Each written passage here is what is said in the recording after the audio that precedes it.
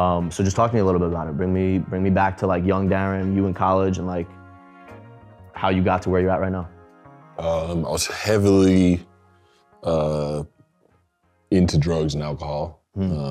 Pretty well documented. You know, for a lot of different reasons, for reasons that I'm still uncovering as to why, you know, you try to like numb out, but you know, really just not feeling like ever really fit in, not ever really feel like I was like loved or like, you know, just enough. And it's like that kind of shit just puts that kind of thinking on quiet, and you can just, you know, be separated from that, but then you're really just like separated from yourself. So I was like, you know, I was getting like, got arrested a couple times, 3 times, got suspended twice in college from the team, and got suspended twice in the league when I was in the Ravens. So a lot of, you know, things coming from it, like repercussions and consequences. But I mean, addiction doesn't care. Like, motherfucker, like you, like, I'm still gonna do this shit. Like, we're gonna give a fuck what's going on. Like, you know, like, so that was kind of what was going on. Very, you know, dark, like mental health, very depressed, anxious. I mean, like, you name it. Just not emotionally stable. But I wasn't like a loud person, or my problems were never in your face. Like, you would hear about it in the news and it would like unfold about how got suspended or whatever. But, you know, I was usually doing most of my stuff like by myself, you know, very isolative person.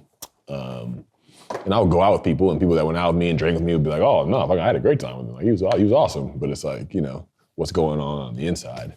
You know, you spend so much time worrying about what your life looks like on the outside, and you can make it look great. And I've 3 different iterations of my life looking amazing to everybody else looking in, but it's like, you know, you really aren't that happy at the end of the day. So that was all that kind of went into it, and, you know, ultimately ended up ODing on pills, because like when you aren't gonna stop, when you have lost the ability to stop yourself, you have to get stopped. And so that was kind of like, I can see, you know, God's hand in that. That was what was necessary for me to kind of pivot and to, you know, go to rehab, go to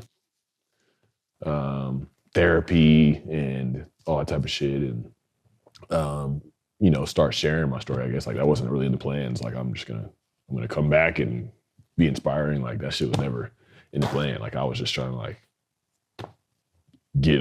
build a life that I could appreciate and just like be all right within myself. Like, football was never in the plan. I didn't even really want to go back. Well, I read too that so once that happened, you started working like in a grocery store. Oh yeah, I worked at Sprouts. When I got out of rehab and came back home, I worked at Sprouts for like 7 months, 8 months. And then it was like, I knew I would get reinstated. So I trained for a few months before camp, and then I went back to camp with the Ravens, and then was there for most of that season. And then the Raiders claimed me because they seen me working out before the game. And that was it for niggas working out before the game, because they don't let nobody else do that shit no more, I guess. Crazy. And it's like the fact that you're who you are and you talk about it so openly is like so dope. Like, there's so many dudes that go through shit or like are struggling with stuff, and like you said, it's all internal. You could put on such a front to, like you were saying, you got to be real with yourself at a certain point, but you could look like, you know, I'm this cool dude, I'm doing this, I'm living, blah, blah, blah. But on the inside, you're dying. And only you know, you can't fool yourself. And I think like you being able to talk about it so openly and like willing to share your story is sick, because there's so many people that see it and are able to like relate to it and can get themselves help from that. So kudos to you. Good ass story. Yeah.